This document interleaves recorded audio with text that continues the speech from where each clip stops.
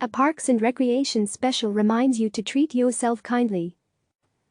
It makes a lot of sense that Leslie Knope, the fictional person best known for looking out for her friends, would also have all of our backs during the coronavirus pandemic.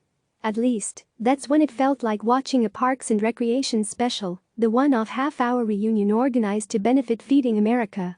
The episode, broadcast Thursday night, centered on Leslie's efforts to keep a phone tree going among her former Pawnee co-workers as everyone self-distanced and stayed at home. What viewers found was a group of people who represented essentially every type of quarantine personality. There was Ben, Adam Scott, who was going stir-crazy and plotting a script for a movie based on his board game Cones of Dunshire. There was Ron, Nick Offerman, who doesn't like being around people anyway and was not having trouble doing so.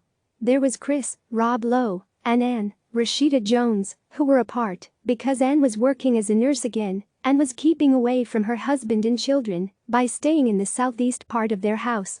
One of the night's best jokes had Anne bragging that her health-conscious husband is so healthy his blood shares rare qualities only seen in two other entities, Megan Rapinoe and a panther at the Miami Zoo.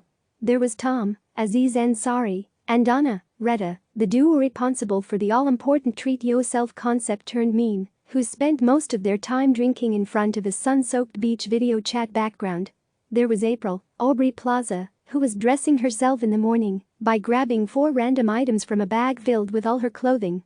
There was Andy, Chris Pratt, who was separated from April because he accidentally locked himself in their shed.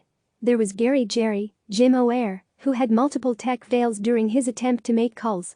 There was Jean Ralphio, Ben Schwartz, who was all alone and bought TV commercial to plead with viewers for human contact. Please call me. I'm very sad.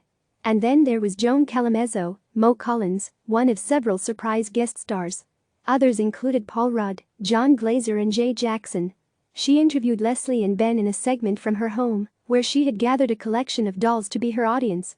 Joan was not doing well. If she was being honest, neither was Leslie. Despite seeming to drive off the call to serve others, so much so that her normal 4 nights of sleep had been reduced to 2, Leslie was starting to feel the stress of keeping tabs on those she loved.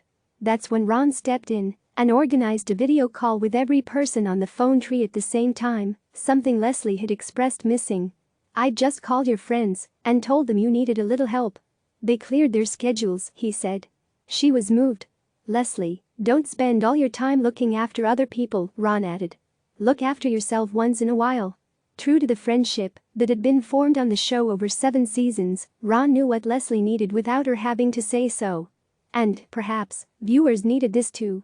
When it was on the air, Parks and Recreation shined as a comedy, in that it was led by a character that, at her core, led with her heart and believed in the power of believing in others.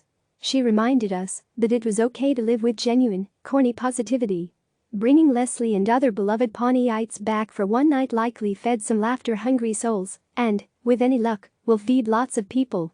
The episode, which concluded by directing people to the Feeding America website and the National Institute of Mental Health, will be available to stream on Friday on the NBC app, Hulu, Peacock, and YouTube.